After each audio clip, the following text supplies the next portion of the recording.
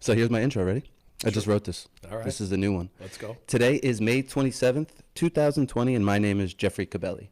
Those are the only two things I know for certain. The rest of life is simply complicated, hence the name of my show. I'm here to discuss how simply complicated baseball is, and I am honored to share time and space with today's guest, Eric Holtz. Hey, Eric, and thank you for being on the show. Thanks for having me, Jeff. This is awesome. I've covered so many things. Listen, I've done politics, religion, domestic abuse, like you name it. I haven't done my favorite subject on the planet, which is baseball, and there was no better person that I thought I should have than you. Man, I'm happy to be here, and that's great because I don't normally discuss politics or religion. We're not going to touch any. Perfect timing, because I had seen you. The reason for I've been watching you for a while, and I wanted to reach out to you. Eventually, you were on on the docket, but you had posted something recently, and it was kind of like, I'm over it. I just want to get out there. So I was like, oh, he's gonna say yes, and you did, because a lot of people are still kind of nervous around. So really, thank you for that. Sure.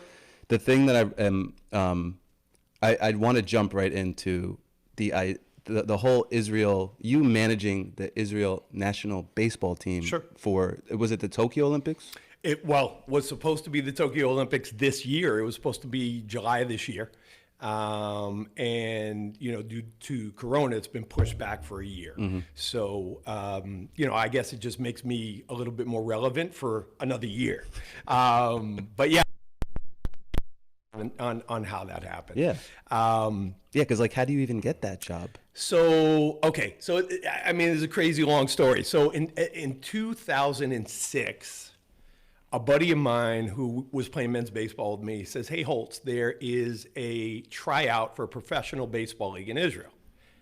I go, "Glenn, there is no professional baseball league in Israel." He goes, "No, I'm telling you, I saw it in the New York Times." I said, "Glenn, they have basketball, they have soccer, there's no baseball."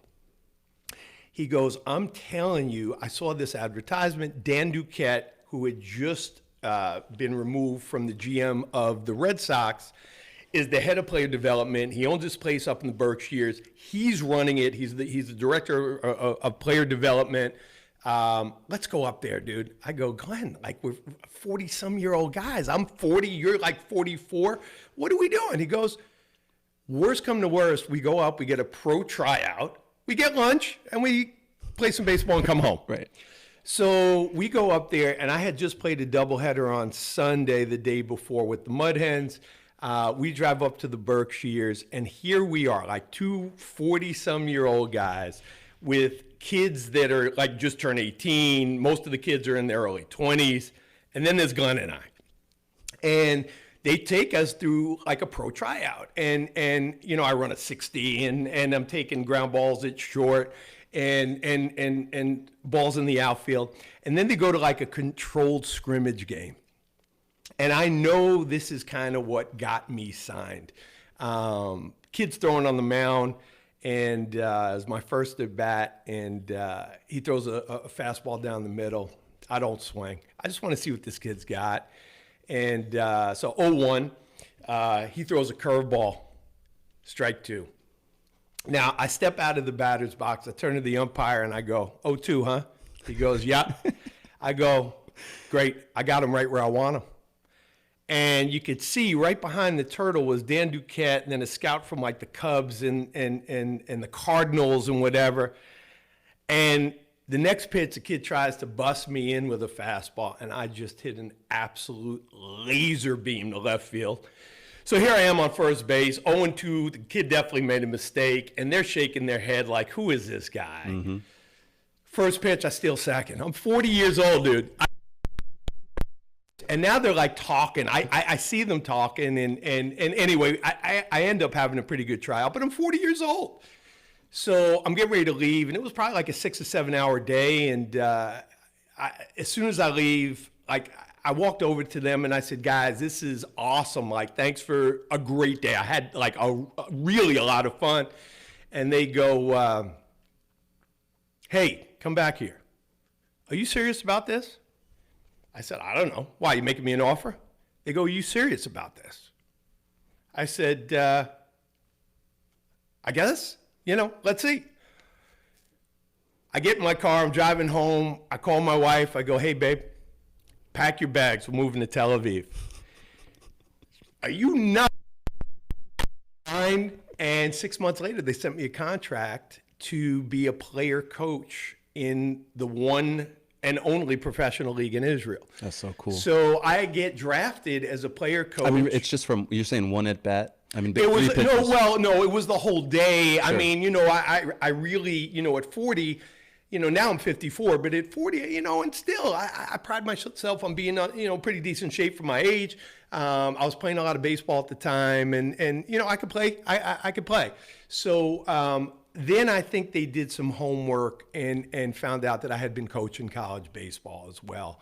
And that was at Manhattanville, correct? That was at Manhattanville at the time, and knowing that, so they had put me with Ron Bloomberg, who's like the nicest guy ever, not the sharpest tool. And Ron was only going to be there for a handful of the time, maybe like a week out of the 10 weeks. So it was basically my team.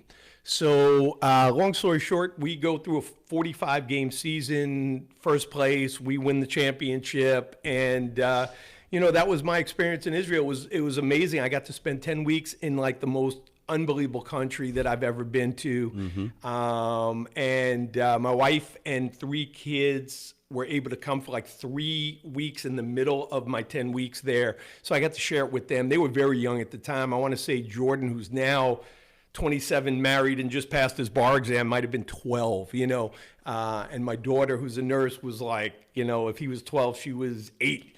And my 21-year-old was 6. It was a long time ago, but they got to taste Israel and feel Israel and now, are you bilingual? Are you familiar with the language? Not at all. Not at all. But there's a lot of English speaking there, correct? Oh my God, everybody speaks English. I was mortified. Like for the month leading up to it, I'm like, I'm like trying to read and learn online. And when I got there, thank God everybody speaks English. I mean, and enough English where you can get by. Sure. Okay, so that's the summer of 2007. We come back, we win the championship. I get involved in coaching now at Westchester Community College. I took some time off from Manhattanville, and my kids were getting more serious into baseball and softball at the time. So I wanted to be a dad. It was real important to me. We were just talking about that before we started. Yeah, I mean, my father passed away when I was 11 years old, and so it was real important for me to be able to be around for my kids. And as much as I love coaching, there's still nothing I enjoy more than watching my kids compete. So I kind of took a step back from coaching. I was able to stay involved with Westchester Community College as a hitting instructor, and they kept me on as an assistant coach. But I really spent more time with my kids at that point. I'm going to fast forward a little bit to get to how this whole Israel thing happened. So in 2013, a kid I call him a kid, he's now 40 years old, but he was my roommate in Israel. He played on a different team, but we became incredibly close. He asked me to be his assistant coach for Team USA in the Maccabee Games. So the Maccabee Games, if you're not familiar, it's kind of like the Jewish Olympics. And every 4 years, they have it where it's in Israel. So I got to be the assistant coach on Team USA in 2013. We win the gold medal. Before we left the country, the guy who ran the Maccabiah asked me if I would want to or be interested in taking over as the head coach for 2017. So I did. And again, that was a great experience. And I would go and run tryouts. We ran tryouts in New York and Chicago and California. I met a lot of great people. And then when the guy who runs Israel baseball, it's called the IAB, Israel Association of Baseball, found out I was coming back in 2017, he asked if we could meet in the city. He was in New York for business and asked if we could meet for breakfast. I had no idea what he was going to hit me with. And he found out I was coming back to Israel to be the head coach of Team USA in the Maccabi Games. And it was that morning at breakfast that he asked me if I would consider taking on the role as the head coach of the national team for Israel. And, And you kind of knew what went into it a little bit. It's not. I didn't. Jeff, I didn't. Oh, even as in a. Because you had a little background doing it. I had right? background coaching. I mean, coaching wasn't the issue, but Sure. I had no idea really what did it mean to be the national team head coach. Like, what was my responsibility going to be? How much time did I have to commit? Where are we going? Where was the training, right? I mean, I'm a New York guy, so, not being embarrassed, like I needed to talk to never said no to me chasing my passion, which has always been baseball, whether it was playing, coaching, whatever. She's been super. So I checked with her, and long story short, what it meant was, so I was already away for 3 weeks with Team USA. We win the gold medal on Tuesday. Wednesday, I become the head coach of Israel. I now have like 5 days to put together who plays where, a rotation, a lineup, positionally. What are we doing? We get on an airplane and we fly to Serbia. And we're playing in what is the B pool. So in European baseball, there's an A pool, a B pool, and a C pool. At that point, Israel had gotten out of the C pool and we were in the B pool. Now, you play a lot of men's baseball, and I am not pooping on Israel, but some men's teams that I play for here could have competed with that B team in Israel in 2017. We make it to the championship game. Okay, I mean, I'm not saying like a team of misfits, but I mean, there were old guys, there were young guys, there were kids that were still in the Army who were 18 years old, had no facial hair.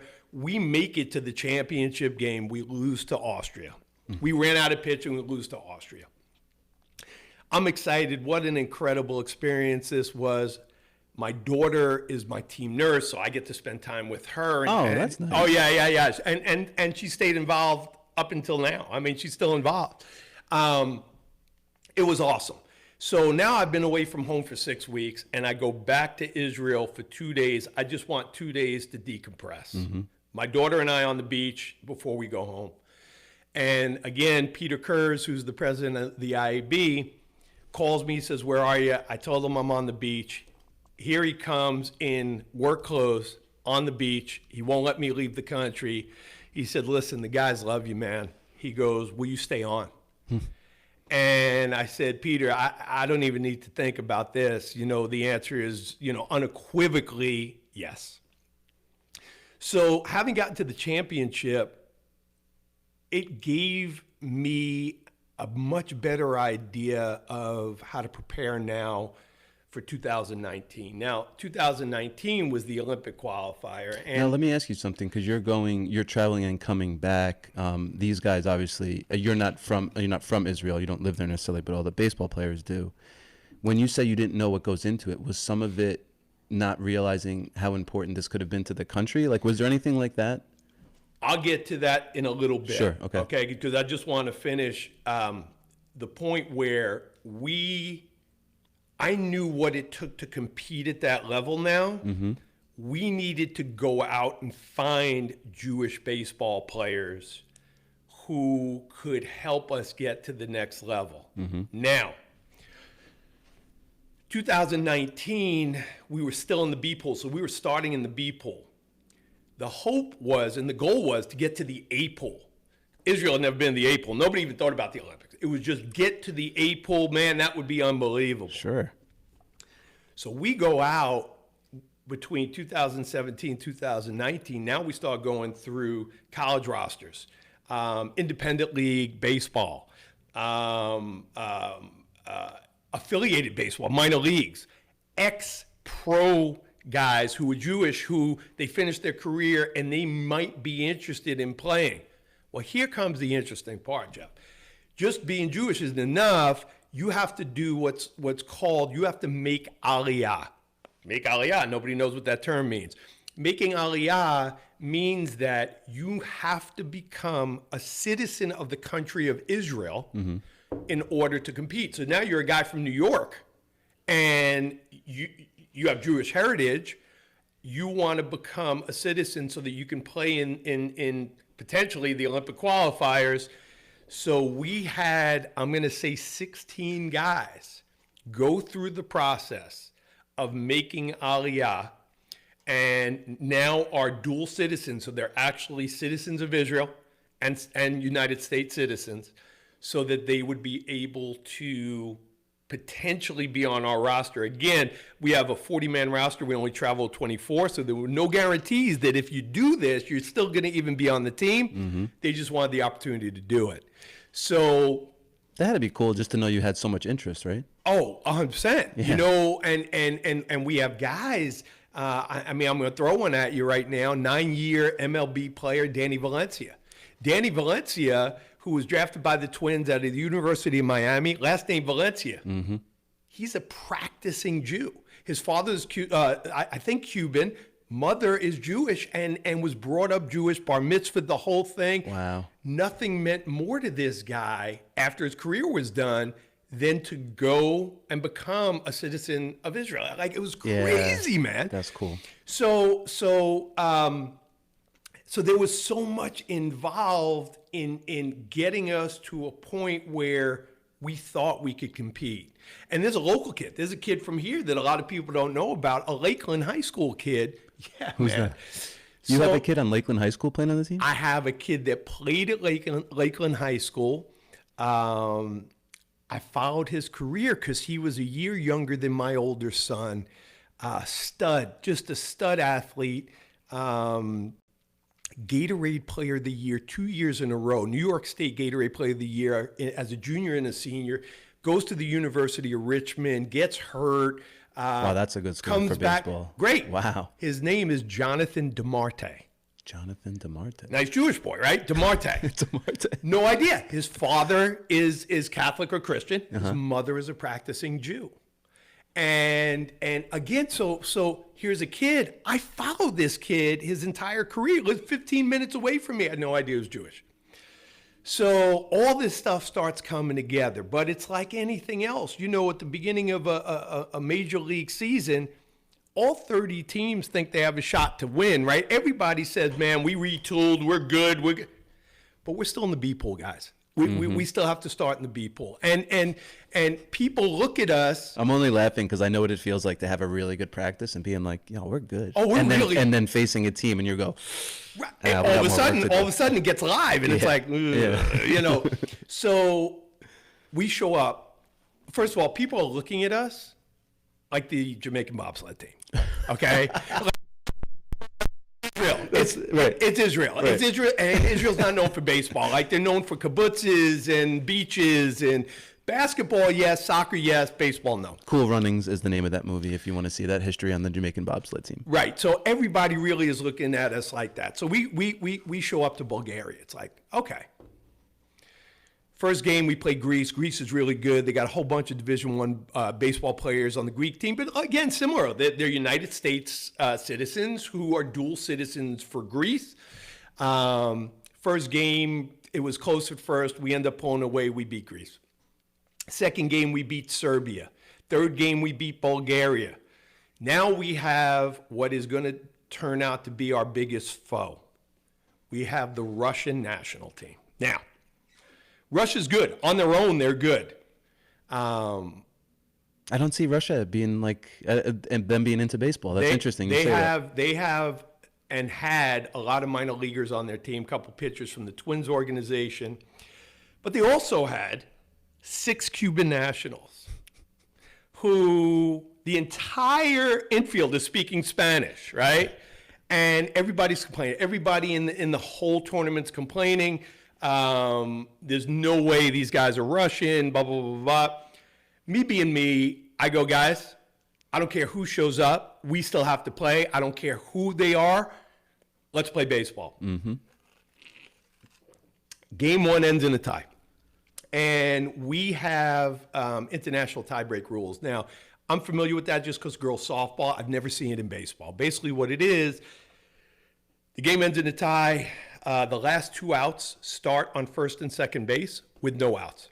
They're trying to force action. Yeah, right. Okay, they're trying to force action. So DeMarte, who we just discussed, is on the mound. I bring him in. He's basically our closer. They bunt. He spins. He throws to third. We got him out. Russian umpire calls him safe. Bases loaded, no outs.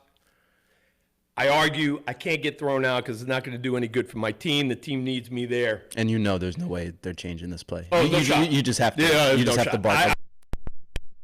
bark. Okay, no problem. Yeah. Top of the 10th inning, Russia scores 4 runs.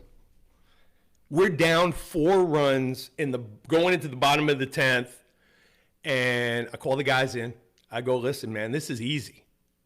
They're looking at me. I go, we know what we have to do. I can't bunt, right? They've taken the bunt away. We're down 4 runs.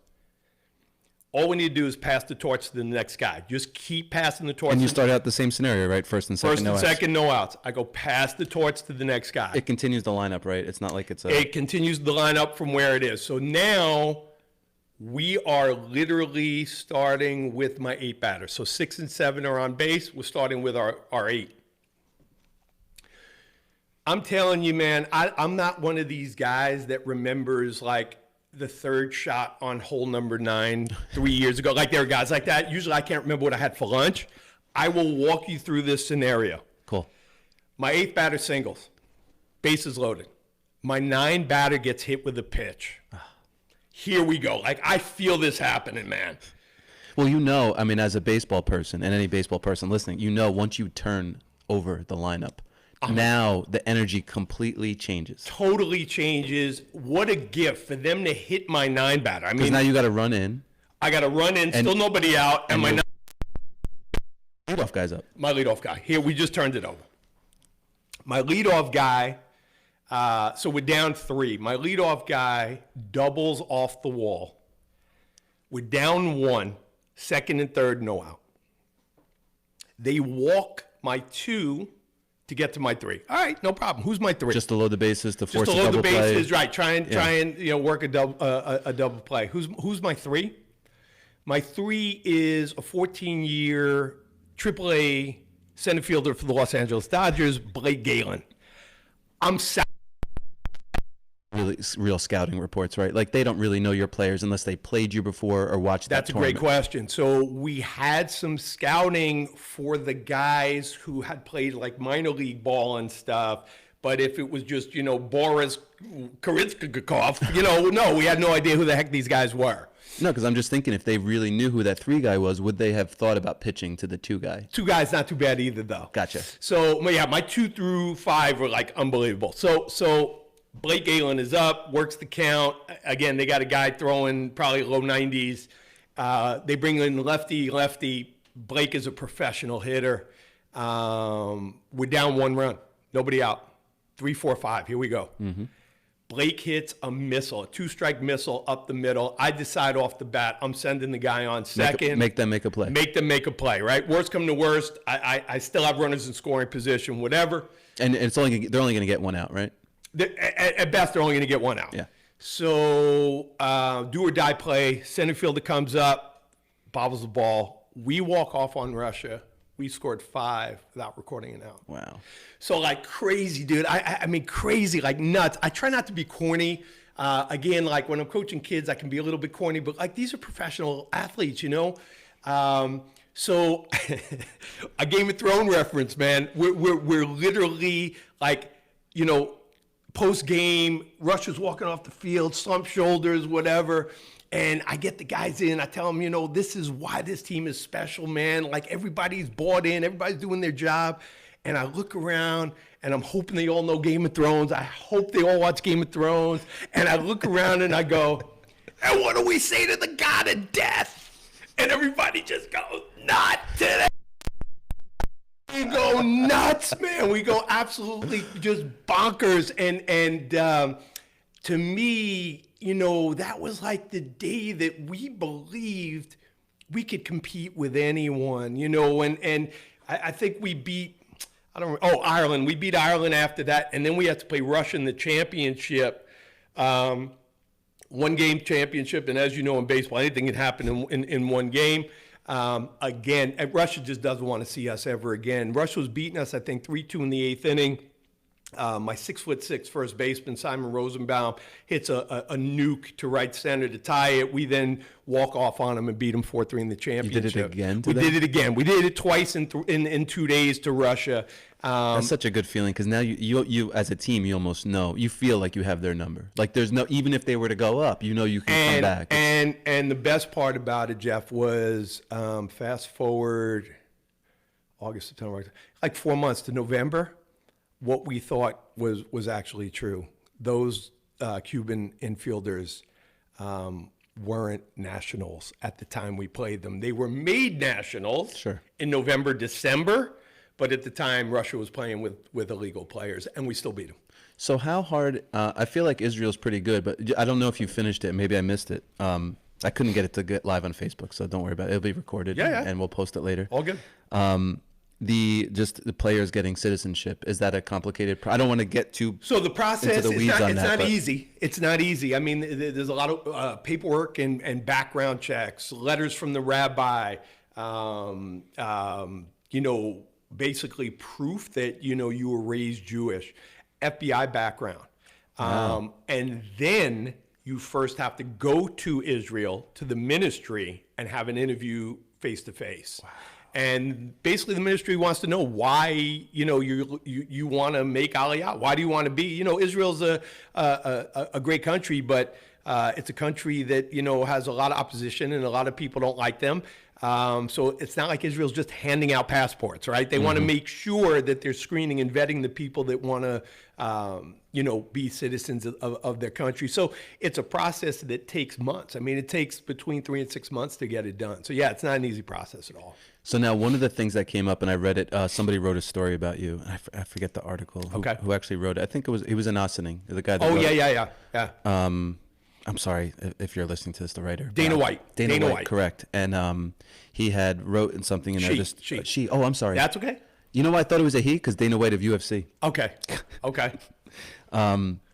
She had brought up the story when you talked about how you were in Germany, basically, and you were talking about how if you were on that soil 70 years before, your welcome wouldn't have been appreciated. So after Bulgaria, we have to go to Lithuania. So we were in a 16 pool. Lithuania was in a 16 pool. They won their championship. We won ours. We have to go there. We beat Lithuania in 2 straight, like pretty bad. I think it was like 15-0 and 13-2, whatever. Now we go to Germany. And this is where it starts getting real. Israel basically achieved the goal that they set out. We're in the A pool. We got out of the B pool for the first time in the history of Israel baseball. And now we're in Germany. Well, what is Germany? Germany is the European Championship. There are 12 teams there. 5 get out of Germany to go to Italy for the Olympic qualifiers. So we win the first 3 games. For whatever reason, like the schedule is what it is, we have, I'm just going to say 3 of the weaker teams, the first 3 teams. Then we have Germany. What seed were you? Are there seeds in that? Or is it just round robin? It doesn't matter? Round robin first. There's no advantage in the seed? At all. Okay. At all. So with 3-0, we have Germany in Germany. Now, if you have not seen European baseball, it's insane. Every pitch, they're blasting music. It's like a rave, like literally, You can't. I played baseball in the DR. I imagine it's similar to that. Crazy, man. Like you can't concentrate, can't hear yourself think. There's thousands of Germans. We're playing Germany like on a Saturday night, and I'm looking around and I'm like, and I'm not a religious guy. Like I said, I don't really talk religion, but I'm Jewish and I'm proud to be Jewish. And I'm like, it's starting to like set in. I'm like, thinking back to World War II and the Holocaust and the history of our people and well, just to see the Israel flag being flown on German soils. To hear Hatikva, which is the national anthem of Israel, being played in Germany, gave me chills. I mean, just gave me chills. To watch parents of our players wearing royal blue and white freely in Germany, it was crazy. Now, that's beautiful. It was awesome. But not to be creepy here, I couldn't help think like the sponsor of the stadium We were in Bonn, Germany. Bonn was the Bonn Gas Company. Dude, it was just disgusting, freaky, whatever. Again, tight game. 2-2. They lead off in the top of the 10th. International tiebreak. What should have been a single was misplayed by my third base, right fielder, and single turns into a triple. So we got man on third, nobody out. John DeMarty just comes in and shoves the ball. I mean, he strikes. No outs, man on third. No outs. Can't get a bunt down. That's a gamer right there. Can't get a bunt down. He strikes somebody out. Like infield pop up. We're out. We come back. We score 2. We win 4-2. We walk off on Germany. In Germany, thousands of German fans, and I just grab my daughter, and I just hug her, and we're literally, because I didn't have to tell her. She just knew. Again, she's not religious. No, it's historical. It was incredibly historic for me, and for me. And I've documented this. I've told this a dozen times. Through the entire Olympic run, it's the only baseball that I have in my office. The only baseball that I kept with the score, the date, whatever, because, as we discussed or as you brought up, 60, 70 years ago, we beat Great Britain and Germany back-to-back in 24 hours. We couldn't have been in either place 60 or 70 years ago. So, that was kind of heavy. And after, we were on the bus on the way back to the hotel, I just talked to the guys and, I said, a lot of you guys are younger. Obviously, you all know what happened. But for me and for your parents and your grandparents, this was bigger than baseball today, guys. It was just a lot bigger than baseball. And when it got back to Israel and it got back to, again, just, a lot of the Jewish people, it was a proud day. It was just an incredibly proud day. And so here we are, we're sitting 4-0 in Germany. They're only taking 5 teams to Italy for the Olympic qualifier. And we sit with the coaches and we go, guys, statistically, we're number 5. Right. Wow, right? Yeah. And we did. We lost out. So.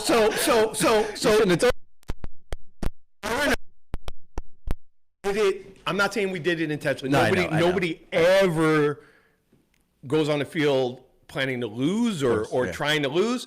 But we didn't stack our lineup, and we gave guys a day off. You got to remember, we had played a whole lot of games every day. I mean, traveling, right? Traveling, guys are tired, muscles are, So we gave some guys a day off, and the next day we play Spain. Now, Spain is coached by Luis Sojo, and I'm a big Yankee fan. Yeah. Wow. So it's kind of neat, Mr. Utility, right? Mr. Utility. So, I get to talk to Louis, and, we're having fun pregame. And again, I'm not telling anybody we sandbagged anything, but Spain beat us 16-9 that day. And we do make it to Italy, and we have Spain game 1. And I'm telling you, as I'm sitting here, Luis Sojo looked past us because they handled us pretty good in Germany. And all we did that night was shut them out. My guy Joey Wagman threw a 3-hit, 9-inning shutout. We beat Spain 3-0. And Spain, it really, I was really disappointed. They refused to shake our hands and just walked off the field. They pulled an Isaiah Thomas. They pulled an pissed that they lost to us. So anyway, so that's Spain. Next game in Germany, we have the number 8 team in the world, the Netherlands, right? Up and down, they're just loaded. I mean, minor league ball players up and down, a couple of ex-pros. And the Netherlands have a tremendous history of baseball, and they beat us pretty good. I think they beat us that day in Germany 13-4. We have them game 2 in Italy now in the Olympic qualifier. My guy John Muscat, who had been drafted by the Reds, his arm wasn't right, and I sent him a text the night, two nights before, and I said, "Hey Johnny, I need you in relief, tomorrow, and just be prepared mentally." And He says, "Hey, Holtz, can I come down to your room? I just want to talk to you." I said, "Sure, come on down." And he said, "Holtz, listen, my arm's hanging. My arm's falling off." He goes, and I don't want to waste it in relief. He goes, "This may be the last time I ever throw a baseball. This may be the last time I ever pitch." You know your own body. He goes, "Don't throw me tomorrow. I want the ball against the Netherlands." He goes, "I'm going to start that game. I'm going to give you every last bullet I got in the chamber. And if that's how I end my career," I'm getting chills like just hearing myself talk about this. He goes, "But if that's how my career ends, so be it." I go, "John, you got it." And go out against the best, or what he perceived as the best. And you got the baseball, and I love you, and no problem. So all John does against the Netherlands, 8th in the world, after we had lost 13-4, is let up 1 run through 4 2/3, and we end up beating the Netherlands 8-1. Okay, they just beat us 13-4. Now we have Italy. Go back to Germany. Italy beats us in the last game in Germany on a walk-off in the 9th inning. I'm going to say the score was 4-3. It was a great baseball game. But now in Italy, and home field, home country, the most professional coaching staff. They have just this incredibly, and here's like ragtag Israel, right? We show up, and again, 2-2 game, crazy game, and it's the top of the 8th, tied 2-2. We have 1st and 3rd, 1 out, and Mitch Glasser, my leadoff guy, lays down the craziest safety squeeze I've ever seen. The first baseman comes in hard charging, bobbles it, we score, we go up 3-2. They bring in a pitcher that I've always wanted to see, just not against me. A guy named Pat Venditti. Pat Venditti, you'll definitely know who when I tell you who he is, because the name might not click on its own. He's the ambidextrous pitcher that pitched for the Yankees in Staten Island for a couple of years. He's righty and lefty, right? And he's mid to high 80s both ways. So I always wanted to see him, but I never wanted to. Because you almost can't believe it. Like, can he really throw mid-80s from both arms? How can you be that good? Yeah. How can you be that athletic and your brain work that the guy or off of Venditti? Real quick, what's the rule on that? Once he starts righty from a batter, he has to finish that way? He has to finish the batter. Just Correct. the batter to batter. Correct. Yeah. Batter to batter, he can change. You can't change mid batter. So we score. No, I made a mistake. We scored 5 off Venditti. We ended up beating Italy 8-2. And so here we are, like little Israel, who was in the B pool 2 weeks ago, is now really 1 game away from qualifying for the Olympics, man. I mean, this is like insane. It's nuts. Who do we play the next day? We play the Czech Republic. Now, we played the Czech Republic, I want to say, like game 1 in Germany. Good game, but we beat them. 7-4, 8-4, 9-4. I don't remember. Pretty good game. I didn't even know all this happened, really. This is why you got to love baseball. And again, I never look past anybody, but we're feeling good and we're confident. And that night, the Czech Republic just had our number. And it just didn't matter what we did. Anytime we'd get a rally going, they'd shut it down. And somebody'd make a great play or a diving catch, or they would throw out, a guy stealing, and we'd score 1, they'd score 3. We'd score 1, they'd score another 3. And before you know it, we just lost to the Czech Republic 7-4. So, again, nobody wants to lose, but I think it took a little bit of the pressure off of the guys of trying to be perfect. And just because you were beating some of the best teams, so your expectations just expectations start going through the roof. You know, how good are we? How special are we? But again, baseball. Anything can happen on any day. So nobody's panicked here because of our 3 previous wins against Spain and Italy and the Netherlands. We have them head to head. So all we have to do now is beat South Africa. And we beat South Africa, dude. We went from the B pool, we're going to the Olympics. So, again, I don't do a whole lot of rah-rah stuff, But But you know what's at stake. we know what's at stake. If South Africa beats us, we're out. You're out, yeah. Because the Czech Republic had 2 losses. We would have 2 losses, but they had us head to head. So it was very easy. So we're about 5 minutes out from the stadium in Italy to play South Africa. And it's a weird day. It's pouring in Parma, Italy. I mean, pouring. The game was supposed to be 5 o'clock. They changed the game to noon. We're not allowed to hit on field because of the rain. It just like any reason for things to go wrong, it's one of those days. 5 minutes before we get to the stadium, I stand up on the bus and I just turn to the guys and I go, you know, anybody else would die to be in the position we're in. We're the only team here that controls our own destiny. If all you guys do is take care of business today, we will leave the hotel as a baseball team and we'll return as a It's going crazy and banging on the field. The bus driver's like dying, like he's miserable, whatever. Poor South Africa just had no shot. They had no idea what was coming. And what were they them. playing for? Did they have anything at stake? They had nothing to play for at that time. But again, Nobody. Knock somebody out, play sport. We beat them 11-1.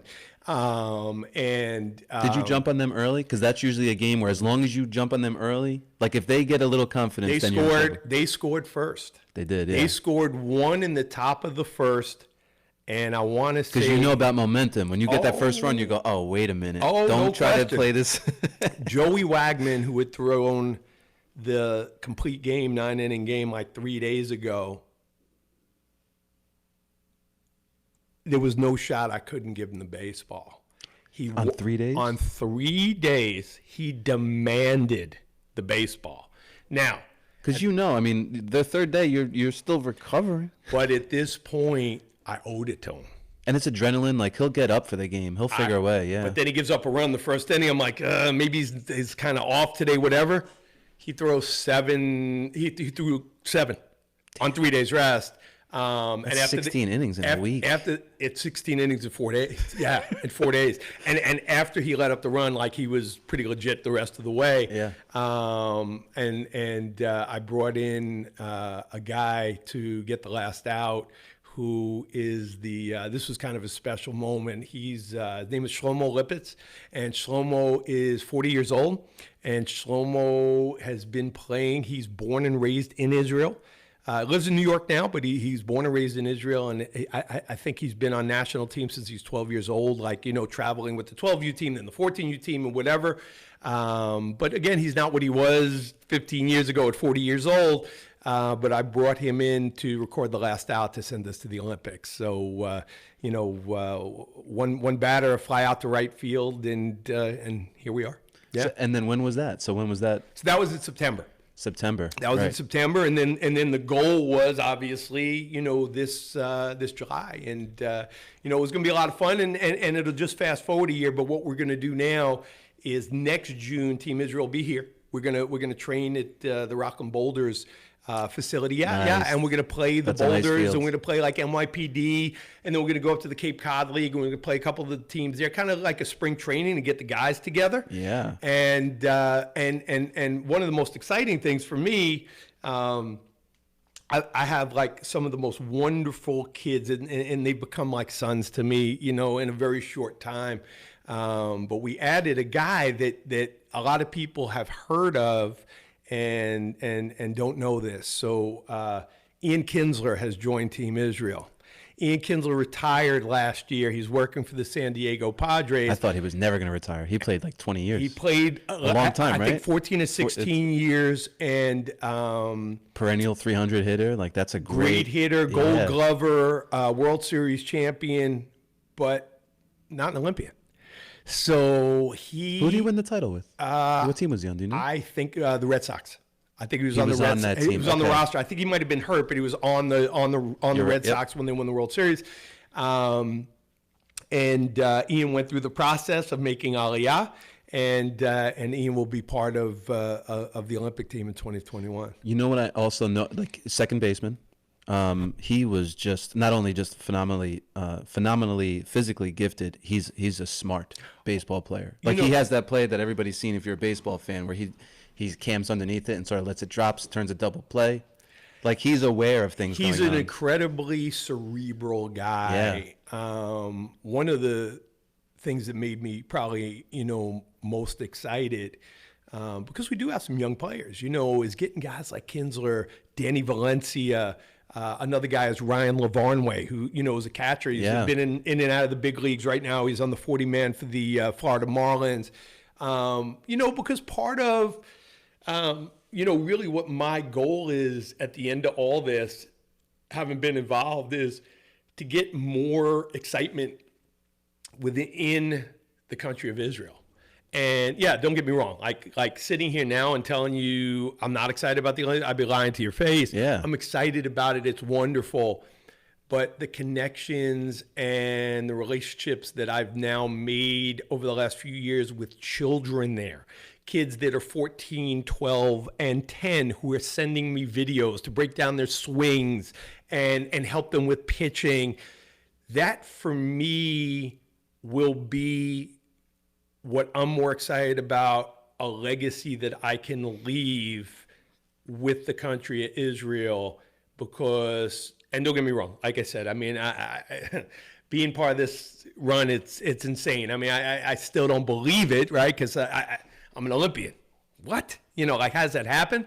But for me, it's equally as important to try and build the love, the interest, and the excitement within the country of Israel, so that going forward, there are actually more Israeli-born players looking at these guys and saying, man, I want to be like them. And then figuring out what it takes to, put in the work and challenge themselves to get better. It's interesting. If you ask me, I only know 2 Jewish baseball players. One, everybody knows. The other one, nobody knows he's Jewish, but one is Sandy Koufax, right? Go ahead. Everybody knows him. Yep. Rod Carew.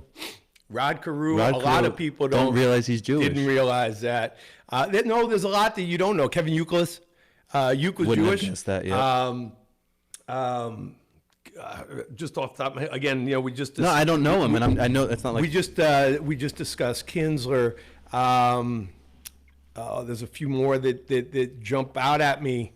But that's exciting, man. I mean, to Sam Fold, who played many years. Sam Fold, okay. Sam Fold played for the A's, the Rays. As an outfielder. Jewish people, generally aren't known for their athleticism, man. So. It's not like there's, a Hall of Fame for Israel baseball players, but, so it makes it, that's what kind of makes it even more challenging, So I know that teaching and coaching is definitely another passion of yours. So being able to, I mean, you have such a long resume in a sense, but even recently, the last 10 years, to go from, this trajectory like Manhattanville, WCC, assistant man, Israel, now you're Olympian. But you're also traveling, you're coaching pro guys, former pro guys. So when you come back to the States and now you're talking to a 13-year-old kid who has this dream, how does that allow you? I don't need to know what you tell those kids. I know you like to motivate. I can tell by your energy. You love to motivate. You love to inspire. And I know that's part of what you're doing for these kids. Like you got to go to work if you think you're going to be like that guy. I'm sure that's some of what you're saying. But just all this experience, how does that help you deliver an effective message to a teenager in America? So, again, Jeff, I work with 9-year-olds. I work with 13-year-olds. The only rule that I have is you have to give as much energy as I'm giving. At 54 years old, I can't outwork you. So, and if I do, you got a problem, right? You got big problems, because one of the things, that's kind of heartbreaking for me, especially in our area, Westchester in general, is parents want it a lot more than their kids want it. So it's a special kid that wants to get up, to put the work in, to go to the gym, to make sure that he's getting his reps in instead of finding excuses. But for me, I think regardless of the age of the kid, the life lesson that I try to instill every day is anything in life worth anything to you takes a tremendous amount of hard work. Nobody is born a natural baseball player. Nobody's born a natural basketball player. Nobody's born a natural CEO of a company, right? Nobody starts out as a CEO. They work their way up. How many guys have worked their way up from the mailroom, right? Mm-hmm. So one of the biggest challenges that I have in 2020 is smartphones make us stupid. Kids are playing more video games today than spending time outside. And then you add this monster COVID-19, right? So everybody's locked up in quarantine, pandemic. Can I curse? I don't care. I don't give a shit. Find a way. Do couch push-ups, dude. You know, get your ass, hit off a tee. The one thing I can guarantee you is if you hit for 1.5 hour a week and you're playing Fortnite for 14 hours, you're going to be really good at Fortnite and you're going to suck as a hitter. And those are the types of lessons that, you know, regardless of age and skill set, life's about what you want and then going to get it. But what does it take? And not everybody wants to put in the work and wants to grind and wants to hurt. Nobody wants to hurt. Sacrifice. Nobody wants to. I mean, not a lot. I mean, that's what you're talking about. Yeah, I'm talking about sore muscles. I'm talking about sweat equity, man. How many people like say it but don't really do it? And you know, so watching The Last Dance with Michael Jordan. No, there's not another Michael Jordan, but he wasn't born that way either, guys. He decided that he was just not going to take no for an answer. He was not going to be outworked. He didn't give a shit if he was like going to blows with his brothers, right? I was going to ask you about, you watched the series, right? Oh, of course. So I was going to ask you two things. One, did you name your son after him? And two, what do you, because his Michael Jordan's competitiveness, the way it was displayed, has been controversial. Okay. I want to see your take on how you felt about his competitiveness. Okay. Can you go too far? Is there a lesson for kids in that? Okay. So the answer to question one, which I actually didn't even tell my younger son, Brett, until last week, was yes. Really? That I loved the name Jordan. I'm 54. I'm 2 years younger than Michael Jordan. I lived it while it happened. I idolized everything about him. You're not talking about, you know, a college guy who is just a little better than, you're talking about the best guy who made the other best guys look awful. I mean, he could literally flip a switch and just dominate a game. So the name Jordan was great for a boy or a girl, because there's a lot of girls named Jordan. Right. So I said to my wife, "Hey, what do you think about the name Jordan?" And so the answer is yes. So that's where it came from. Question two, and I'm gonna use me, because you can be a sore winner, right? Not that Jordan was a sore winner, but I don't know that he was a sore winner, but I'm going to tell you, I'm going to use me as a for instance right now. Right now, you can look at me and say, yeah, I'm really successful and going to the Olympics and, you know, done this, done that, you know, real great business, a bunch of travel teams, whatever. But I could never live my life knowing that many people don't like me. I couldn't look in the mirror. I worked hard and wanted you to work hard, but I wasn't going to belittle you to get you to that level. Now, there were very successful coaches that do that. There were yellers, there were screamers. I played for one in high school. There were guys that are physical. He would either destroy guys or guys would react the other way. It was both ways. You just... So they could throw things. They can talk about you as a wuss. And talk about your girlfriend, whatever it is, right? Yeah. It's not been my way. Yeah. Jordan early in his career would score 60, but he wasn't successful. He wasn't successful by a wins and losses standpoint until Pippen came and he bought in. And Horace Grant bought in. And Charles Oakley bought in. Paxson bought in. And then, Kerr and those guys came later, but whether Cartwright, it was those guys, right. Cartwright came later, it was like Luke Longley and Bill Wennington. He wanted to win so bad. Again, Jeff, I'm a few years older than you. When he came into the league, it wasn't his league. It was Birds and Magic's league. And even Dr. J. You forget Dr. J. Dr. J was but he was just in the finals he was at the end of his career. But Magic. But I'm just saying legends. These are legends. Jabbar was still around. Magic was trying to be Dr. J. Yeah. Jordan, although he was getting scoring titles, he was getting MVPs and stuff like that because, scoring 60 and losing is still losing. So Jordan decided that the guys around him needed to somehow be motivated as he was. So I'm not saying it was right. Some of it could have been abusive, but it was his method, and it worked. They won 6 championships.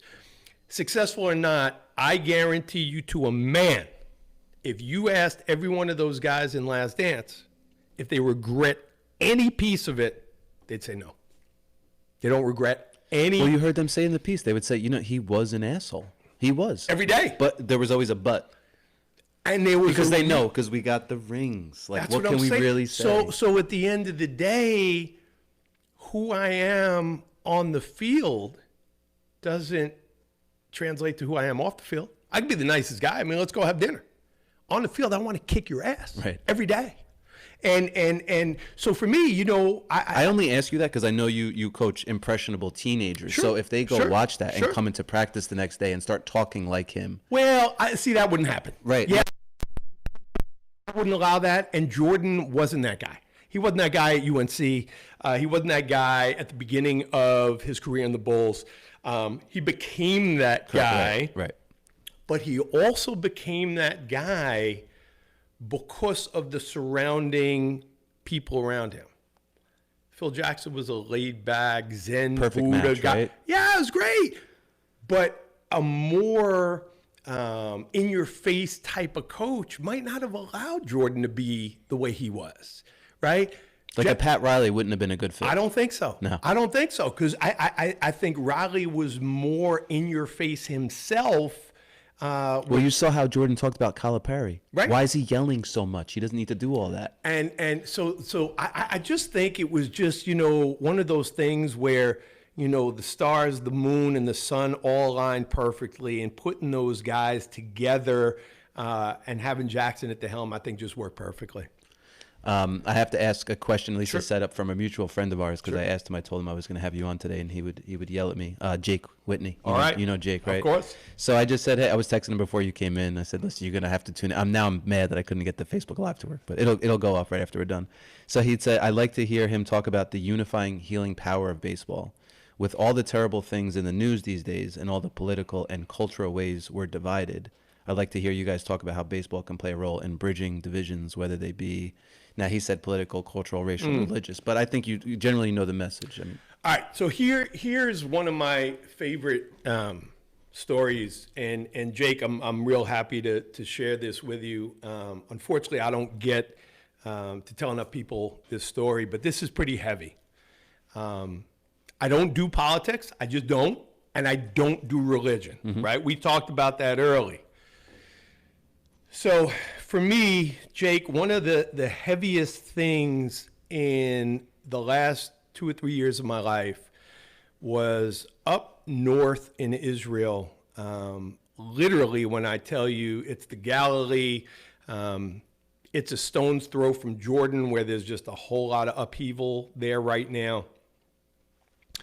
There is a school there that I have gotten to go to twice, and I can show you pictures and what have you. And in this school are Jews, Arabs, and Druid kids. Druids are kind of like nomadic people by history. They just kind of move around. Some of them are Catholic, some of them are Christian. So now you have Muslims, Jews, and Druids in the same class together. I got to teach these people baseball. They learn baseball in their school, baseball and softball.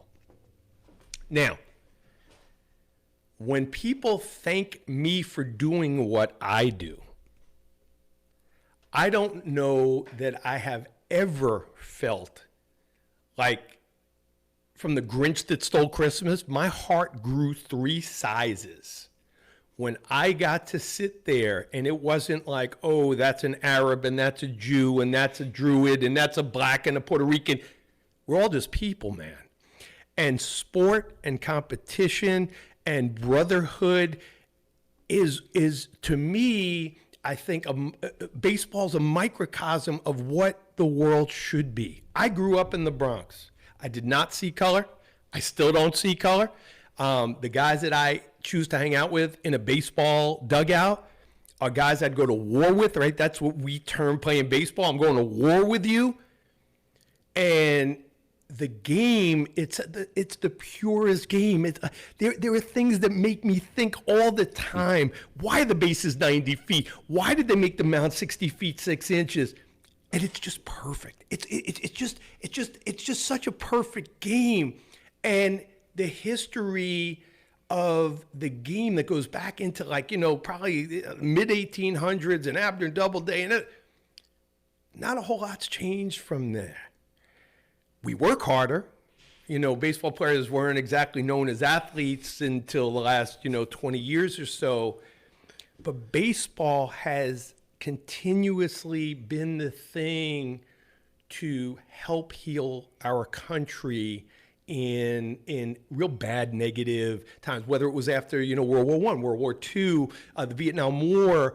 It's obviously 9/11 and just Bush at Yankee Stadium. I was there. I was at that game with Jordan. Jordan and I were in left field when he came in. We didn't know till later. He had a bulletproof vest on, but it's the one thing that you look forward to. The whole baseball, apple pie, and Chevrolet, man. It's the USA. There's nothing that makes you feel better. Jake, I'm gonna tell some people this. My ass handed to me for it. But going through this whole pandemic, I know I'm nuts.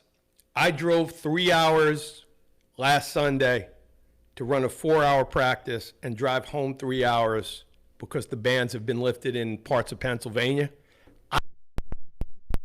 I needed to get on a field. I needed to hit fungos to 15, 16, and 17-year-old kids that have been locked up for 60 days and just wanted to feel normal. And I think the game of baseball, it just helps us be who we are and just, bring back normalcy to everybody. It's so, no matter what sport it is, you see, that I play baseball. I play with Jake. I'm actually managing this year. Partially because I don't know if I'm going to be able to play. Okay. Last year, August 20th, playing second base, backpedaling, went backwards, landed on my shoulder funny, grade 3 AC separation. Okay. All 3 ligaments completely, off the bone in there. I have a huge bump in here. And that's kind of what I want to talk about next with you, because I'm kind of like looking at things saying, I'm 37, so I'm going, damn, man, like, I swung some bats earlier.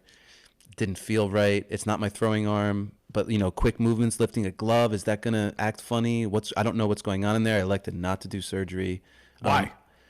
The doctor actually, he told me, when I went in there, he looked at the x-rays, we did range of motion and all this stuff, and he's like, listen, you didn't lose any range. He goes, you're gonna spend a month in this immobilizer. He said, don't move it at all. I followed things to a T, man. You tell me I need to lose 80 pounds, which I've done before. Give me the steps, I will do it. Right. You tell me this. So I just listened to him. And after a month, went back, and he says, all right, now take it off and move your arm as much as possible. Do everything with it. So I was lifting stuff and doing it. But I could lift. It's the strangest thing, Eric, because I could lift a 50-pound bag of wood pellets. Doesn't matter. And throw it in. But when I go reach for the guacamole at the table, it's a movement. All of a sudden, it locks up. That has started to go away. But I know that you had a serious injury where you thought maybe it was done, right? I don't know if it was the shoulder or elbow. Shoulder. It was. So I need a little encouragement. I need So- a couple of things. Let's talk about injuries, recovering from injury. You know, some people, whether you're younger or older, you may think that that's it. It's not necessarily the case. So, you know, this whole last year with the whole Montefiore thing and you know, me being on Kind of famous, Eric. infamous, you know, but I tell everybody it's better than being on like the back of a milk carton, right? Like missing. But, you know, the way it started out was my surgeon's a friend of mine. We used to play ball together. Hell of a competitor.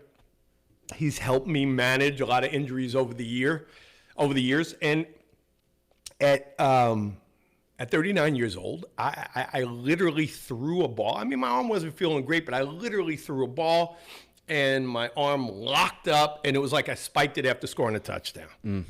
I said, man, I can't do this anymore. And I went to go see Dr. Levy, and he looked at me at 39 and he said, Eric, listen, you're not a pro baseball player. I wasn't doing baseball full time back then. He said, it won't hurt to hit. Why don't you just go from playing third and short to playing first? And I looked at him. I said, Doc, what are you, crazy? I'm not ready for that. Like, no, dude, I got a lot of good years left, you know? That's what I'm feeling like. I thought I had 8, no problem. And now I'm like, wait, am I done? So he looks at me and he goes, do you understand? We do this surgery to 24-year-olds, 25-year-olds. You're 39. I had torn my labrum and ripped off my biceps tendon, right? So you needed surgery. Like, not having surgery wasn't an option. They wouldn't. No, had I chose not to do it, I just wouldn't have been able to throw a ball ever again, and again either play first or DH or whatever, and it just wasn't an option. So I begged him, literally begged him, and he made me sign a contract, a verbal contract, that if he fixed it, he thought he was being irresponsible in the medical field. Okay, if he fixed it, I'd never pitch again. Okay, no problem. I can live with that. He does the surgery. I want to say it's like February or whatever. And, you know, like you, I'm in a sling for, you know, a month or so and 6 weeks, whatever. And I come out and start in rehab. Let's go. And one of the things for me, I was never a big drinker. I just don't consume a lot of alcohol. Same. It always causes problems. I never did.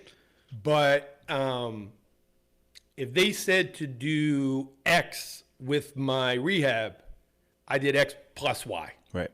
So I was taking a bunch of Advil. And I just decided at that point I was going to stop drinking altogether because now I needed the Advil to take the pressure off because I wanted to get back on the field. Nothing mattered to me more than getting back on the field. So I had the surgery in February. I was back on the field in May. Now, I was playing the outfield. I could barely throw the ball. There was like no arm strength or anything. But I was on the field. I was swinging, no pain, and I could throw short distance, no pain, but there just wasn't a lot behind it. So I am in Florida in November. I want to like fast forward. I'm in November. You know the Somers Orioles, Joe Diaferia? Yes. Yeah, I do. So and we're in a must-win game. And Joe goes, hey, Holtz, can you throw? And I go, You're like, I signed a contract. I go, Joe, dude, I'll try, but like, I may have one inning. I may have one batter. He goes, give me whatever you got. True story. Because maybe before then you long tossed. Like, you didn't know what you actually had either, right? Well, now I'm 8 months post-surgery, 9 months post-surgery. But you haven't thrown off the mound. Haven't thrown off the mound Different in game, a year and a half. 8 1/3 no-hit ball against Team Puerto Rico. 8 1/3 no-hit ball. You're 38? No, 30. I am 40 now. Right. I'm 40 now. 8 1/3. And we win the game. We make the playoffs. I become friendly with the team. I know Puerto Joe's Rico, busting your chops the whole game. You don't know what you got left. Like, and he's the one that caused the no-hitter to go away. So that night, it's like a Tom and Jerry cartoon. Like, you know, when Jerry would hit Tom and it's head. My shoulder, my bicep, my forearm is throbbing. It was so mad at you. It was like, really? My body, literally, dude, I flew home the next day with a TENS unit. Like, people thought I was a terrorist on the plane. I had wires coming out of everything, just trying to get my arm back. But that night, I called Dr. Levy. I said, hey, what are you doing? And he goes, nothing. Just got home for dinner with my wife. What are you doing? I go, well, I got good news and bad news. And he goes, what's that? I said, well, the bad news is my arm hurts a little bit. He goes, really, why? I go, because the good news is I just threw a 9-inning complete game down in Florida, and he hung up on me. And true story. This is a year and a half after the surgery? 9 months after the surgery. 9 months, 10 months after the surgery. True story. The reason I became the Montefiore guy last year was my surgery was then shared with the medical field, and they decided not to give up on aging athletes. So where my surgery would have been a 20-some-year-old guy's surgery, now they looked at each guy individually and said, can we get him back on the field? What will it take to get him back on the field? How long will he be, out of work? What's the rehab like? Because they understood that playing sports and being involved, it's not just the action, right? It's the mental part, the emotional part. I want to be part of the team. I want to be with my guys. I want to hang out. So Quality of life. that to me is probably like the most, truly, I tell you, I could care about being, on TV and the billboards. I could care less. The fact that that surgery made other physicians stop to think about other people, and fast forward today, I mean, I'm 54 years old. This November, I threw a complete game down in Florida in a Roy Hobbs tournament on a Tuesday and played shortstop on Wednesday. And again, yeah, so when you're asking me, I say if surgery is required to live a normal life meaning you're able to do everything you want to do, there's no question I'm having the surgery, or the rehab, or the physical therapy, or the band work, or they're going to set you up with a program because you're way too young to not have an opportunity to do what you love. My whole thing was, when am I going to stop? I don't know when I'm going to stop. I'm now on the same roster with both my sons in the WRWBL. Nothing makes me happier. I mean, I'm the oldest guy in the league by far in the WRWBL. It's an 18 and older collegiate wood bat league. I'm not stopping, man. And when I went down to Roy Hobbs in November, I'm looking at not that I'm not old, dude, but I'm looking at these older guys walking over to a field, and I found out they have a 75 and over division. I know. I'm not stopping. When we were in Florida together in that ESPN tournament, Right. that's what there was a 75 and older league. There's and no this way guy's I'm playing stopping. shortstop, winging a ball longer from short.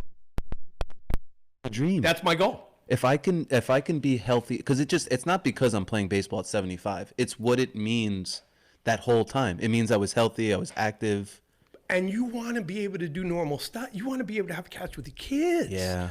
So even if it's not at the competitive, like, you want to be able to do stuff, normal stuff. And there's a lot of things, like you said, just grabbing for the guacamole. Like, I don't want to feel that way. I don't want to be conscious of how I have to turn my arm if it's fixable. It's not like, thank God, it's not like you have a heart condition or, you're asthmatic.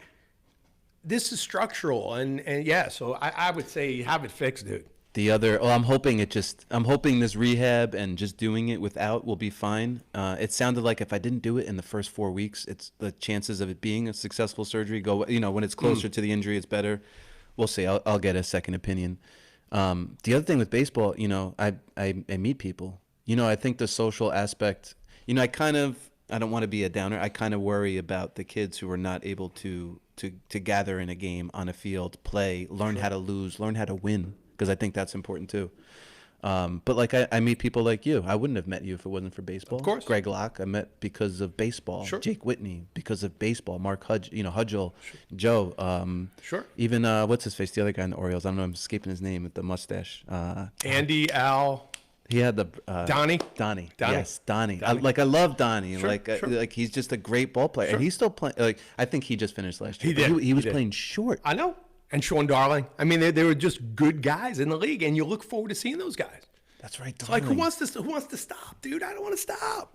I don't want to stop. Well, we just got the email today from MSBL that said basically the earliest that's possible would be, if everything would be perfect, was like the second week of July. Who cares? Play through the fall and make it. Oh no, make it, I'm fine with that, but I would play tomorrow. Yeah, but Eric, that's what, no. I'm with you, but again. But there's so many moving parts. It's the baseball fields, What the I do. umpire. It's what I do. Right? I mean, it's what I do every get day. it. I mean, and then it's by state, and everybody has their different regulations. Then we're following the CDC, and I don't care. I'm playing this year. Yeah. Right? I play on a team in Long Island. I play on a team in New Jersey. I play on 3 teams in Westchester. I'm playing at some point. And again, mentally and physically, and I'll be ready. I mean, I'm working out and doing what I got to do. I'm hoping sports is the answer, because over and over again I hear this summer camp is closed officially. All those camps where people send their kids away, or at least just have a, I'm hoping something like baseball, football, outside, soccer. Baseball and softball are definitely going to happen this summer. Where they're going to happen and when they're going to happen, like Connecticut opened up already. So Are you talking about for kids or MLB as well? For kids, I have 5 girl softball teams that play for me, and Connecticut's opening June 20th, like our first tournament. Yeah, Connecticut is more things are open than New York. Absolutely, yeah, absolutely. So I know our girls are going to start playing in June. Boys, I think similar timeline. Second week of July is more realistic. I can't wait. I don't care how hot it is. I mean, that is like the dog days of summer. I don't care. Get me out there. We're going to play again. And again, even the Olympics, I had 1 million people calling me and trying to get, these crazy comments. And I told everybody, guys, listen, it's postponed.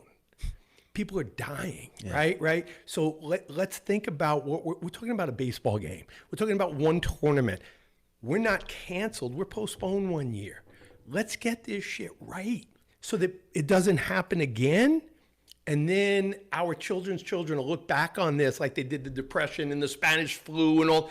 And hopefully we'll never have to deal with this again. Mm-hmm. And hopefully everybody else will survive this, and businesses, small businesses will not only survive, they'll come out of this and they'll thrive at the end of it. But, for right now, if you say to me sitting here on May 27th that, by July 15th we're playing baseball, let's go. I got to hit the cages. I might have to come into game on 13. Anytime. So what's, in terms of that stuff, how, when are you, do you know, like, do you have a timeline? No, we're in phase 4. So I don't know. I mean, okay. I've been doing a bunch of lessons. I know you're doing virtual stuff, right? Well, I was doing virtual stuff. To be honest with you, I really got fed up with virtual. It's hard. Sometimes you want to grab a kid's leg, this, right? You can't do that. So much of being a coach and a hitting coach is the engagement, and the conversation, and what did you feel there? And I was just going to say, you can't really feel it's somebody very difficult to do. So.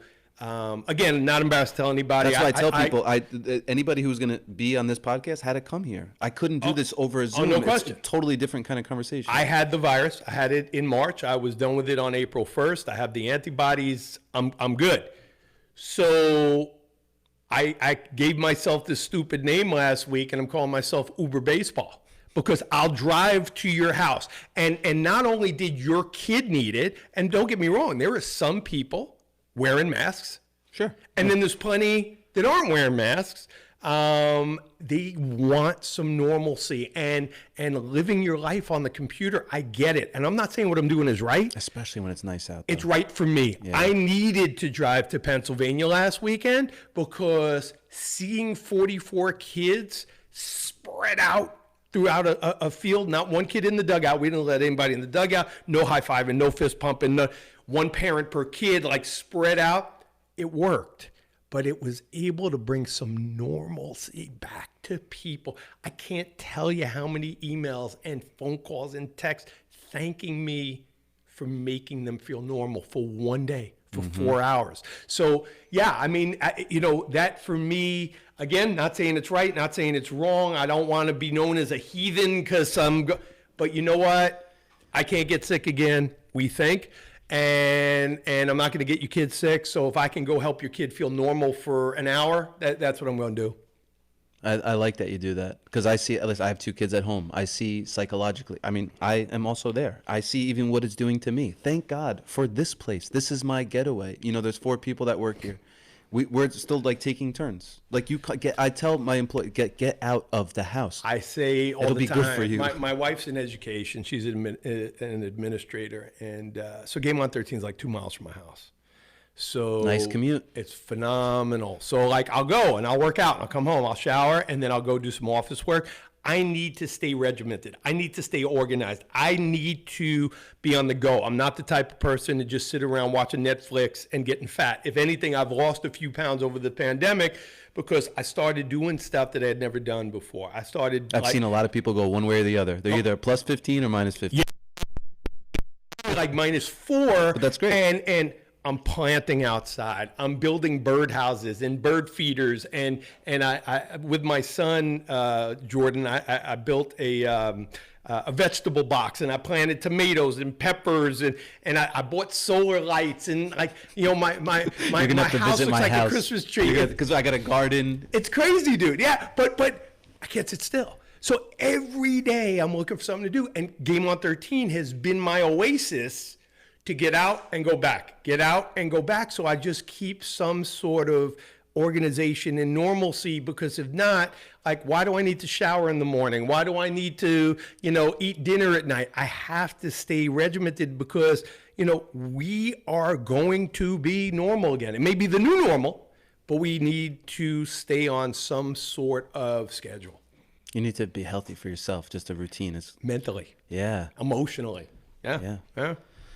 Well, listen, it's almost 1:30. I know you're a busy guy. I think you had something at 2, so I don't want to keep you here too long. I think we're done. I did want to just quickly, because I'm a dog lover, I want to hear about Samson. Tell me about Samson. Is Samson the only one? Or you got more? Samson's my best friend. Samson, I had labs before Samson. I had a Norwegian elk hound before them. I painted that. That's my dog Zoe, Awesome. Shepherd Husky. Awesome. Lost her 2 years ago, So I lost my labs at 14 and 13, a boy and a girl, and they were great. I said, I'm never going to get a dog again. And 4 years ago, older son was in law school, and my daughter was away at college, and my younger son was going to be going away to college soon, and my wife works crazy hours, and I work crazy hours. I wanted a dog. And true story, I chose the dog, and I'm playing in the tournament in Cooperstown, and I drive home Friday night. I say, hey, babe, what are you doing tomorrow? She goes, nothing. Why? I said, do you want to take a drive with me to Lancaster? She goes, Lancaster? For what? So I show her a picture of Samson, who is this little tiny thing, and she goes, are you out of your effing mind? She goes, you got him? I said, well, not yet. I'm getting him tomorrow. 4 years later, Samson's a Bernese Mountain Dog, and he's everybody's favorite person. He comes to work with me every day. So 155 pounds, I pick up and put down in my truck every day because he can't get up to my pickup truck. But the kids look for him. The kids at Game on 13 look for him. He's with me every day. He comes everywhere I go, other than obviously if I go overseas, he can't come, but he gets depressed if we're not together. I get depressed if we're not together. And he's truly an emotional support. He's the greatest animal ever. And, he'll sleep where I'm sleeping. He gets jealous if I hug my wife. He's right in between us, and he breaks it up. But he's been a godsend, man. I got him because at that point in my life, I didn't know if I wanted to commit to another 14, 15 years. I know what you mean. But Bernie's lived 8-10 years, and now thinking that he's going to be 4, I'm miserable, because he's true. Like when I say he's my best friend, I mean, he's the greatest thing ever. It's the greatest thing ever. From here, I'm not even going back to work. I'm going home to get him to bring him back to work with me, because I don't want to be, I don't want him away from me for too long. But he's one of those dogs, like I used to have my dog Zoe. It just looks like they're always smiling. Samson looks like he's always smiling. And it doesn't matter, Jeff, if I'm doing yard work, he's sitting next to me. If I'm doing the lawn, he'll walk with me. He's just like, I don't know, man. It's like he really has been like just a gift in my life. Yeah, he's great. So just to wrap it up, best ways to get in touch with you is your website, Game On 13. Is that the the way to go? Yeah, that's Game On 13, or my email is ericgameon13@gmail.com. We didn't really touch on it. Game On 13 is just a sports facility in Elmsford. So Game On 13 is about a 15,000 square foot baseball, softball, strength and conditioning training facility, and we train athletes from truly like 5 to 75. And not just baseball, softball. Our strength coach is phenomenal. I mean, we have swimmers and lacrosse players and rugby players, and we train athletes that want to get better. I mean, we do nutrition in there as well. I mean, but most of what we do is baseball, softball. Yes. Eric, thank you for being here today. If you are looking to improve your sports skills, get in touch with Eric. If you want a motivational guy, if you want to follow an Olympian, follow Eric Holtz on Instagram. Eric, thank you. Thanks for having me, man.